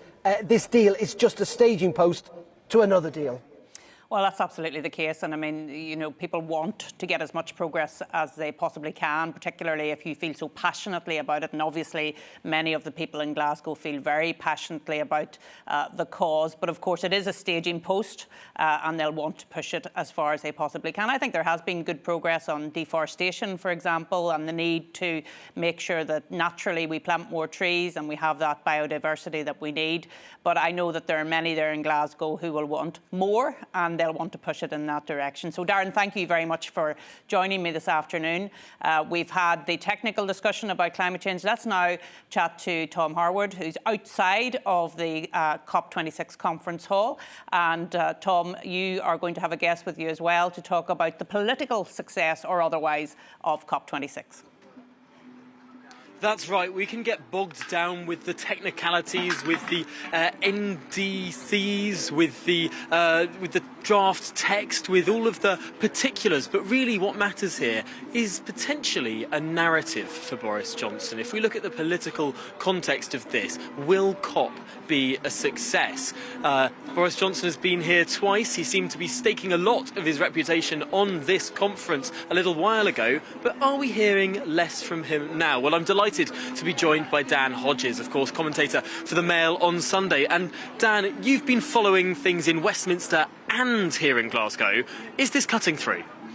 I'm not entirely sure it is, and to the extent it is cutting through, I don't think it's cutting through in the way Boris hoped when the conference started. I mean, if you remember at the beginning, we had this basket of things we were told he wanted to secure on cars, cash, coal and trees, and he's come up short in a number of the areas. And I think what I've noticed, if you think back to where we were sort of 3 or 4 weeks ago, you know, Boris was really sort of leading with his green credentials. There was a lot of Boris boosterism, there was a lot of enthusiasm, there was a lot of, you know, very upbeat talk about what had to be achieved and what could be achieved here. And as we've seen, as it's gone on, Boris has kind of started to withdraw. I mean, we're at the sort of what we're told is the most crucial part of the conference, and obviously Boris isn't here. It's a bit like that you know, that sort of famous meme that you see on social media where Homer Simpson sort of gradually withdraws into the bush. There's a sort of a bit of an element of that about Boris's attitude to this whole thing.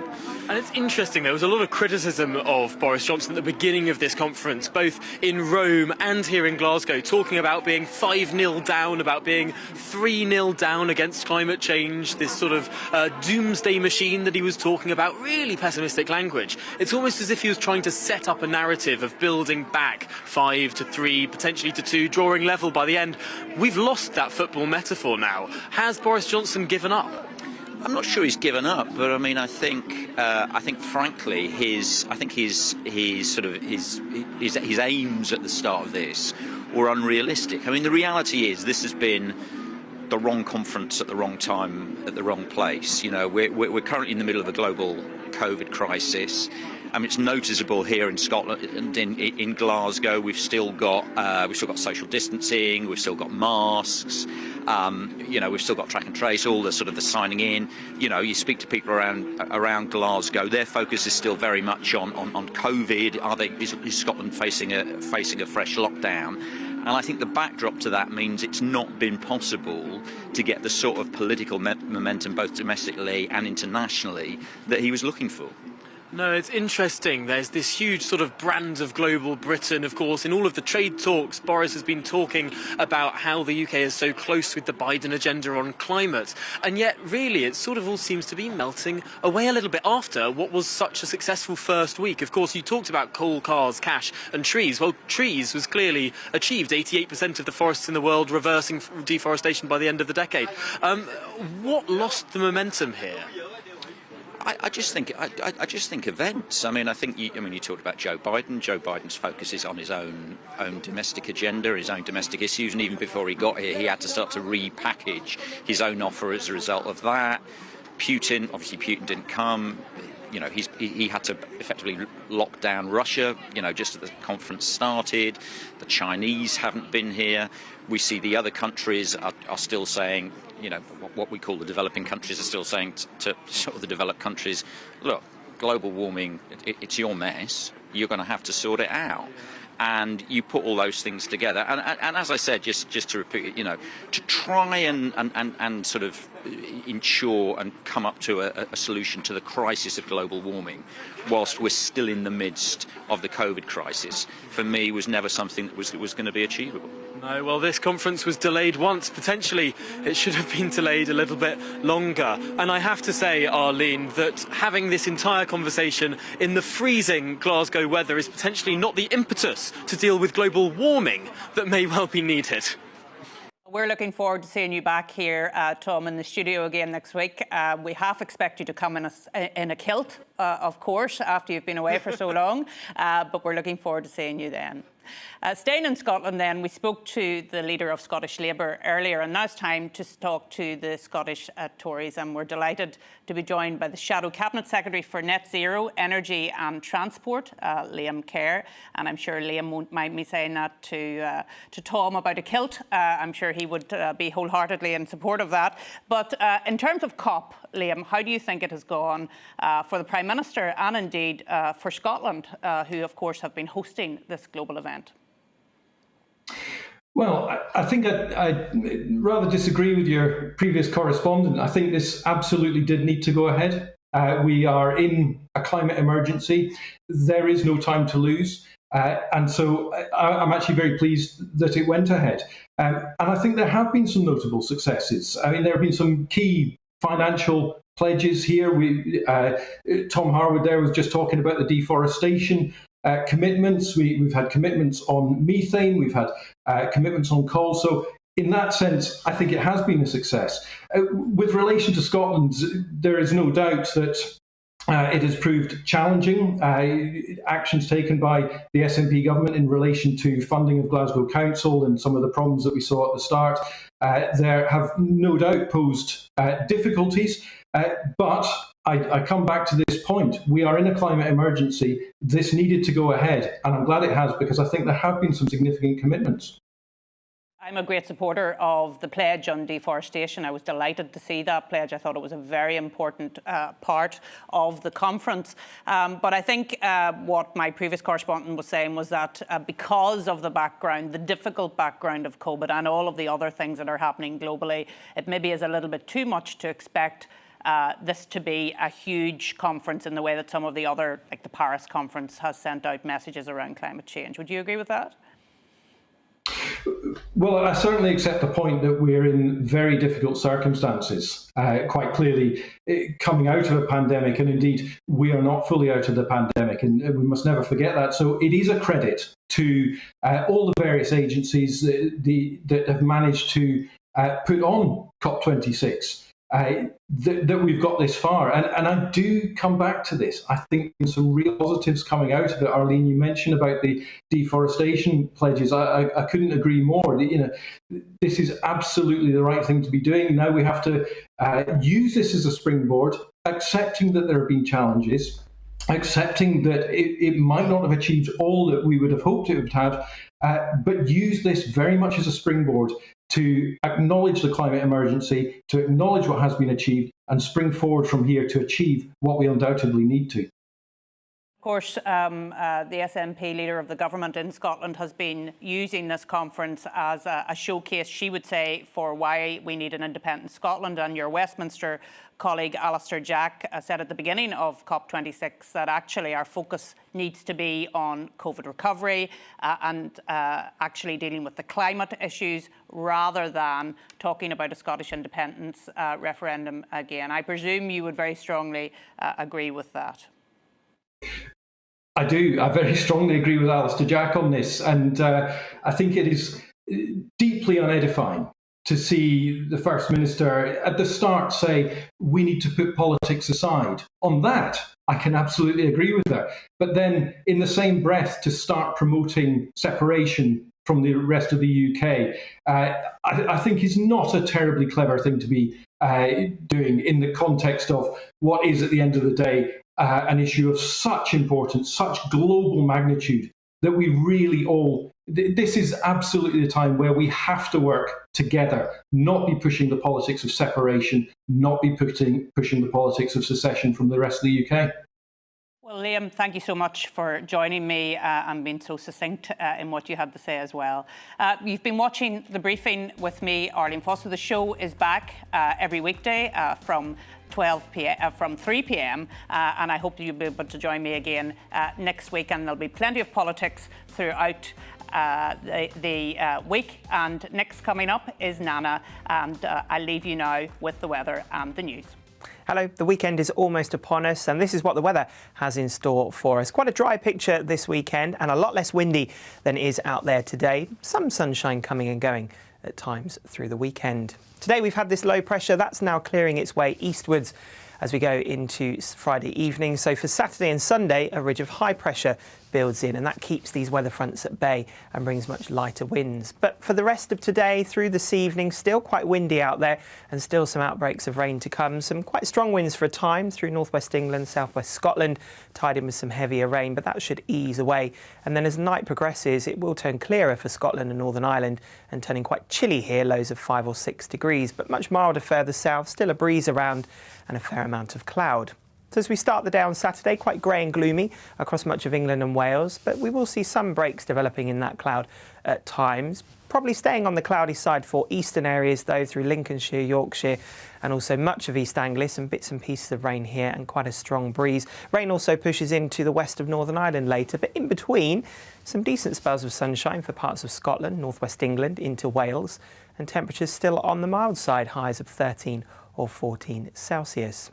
As we go into Saturday evening then, we'll continue to see cloud and outbreaks of rain across the east, some wet weather pushing in across the west as well, but in between it stays clearer and it will be chilly in these places with the risk of some mist and fog patches forming by the time we get to Sunday morning. Lows in rural spots getting into the mid-single figures, but where we see the cloud, it'll stay a little bit milder. So as we start Remembrance Sunday then, it will be a grey and a gloomy picture for many areas, some bits and pieces of drizzle possible early on. But through the day, that cloud will lift and break.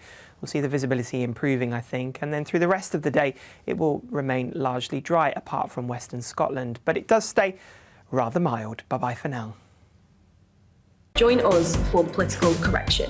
We're here every Sunday to correct politics and put you, the people, back in charge. We talk about all areas of the United Kingdom, including Northern Ireland. Our debate goes way beyond the Westminster Village. It's about the real country. It's about your opinion. So please, we want you to tell us what you think. This is Political Correction. Every Sunday morning from 10 a.m. here on GBNews.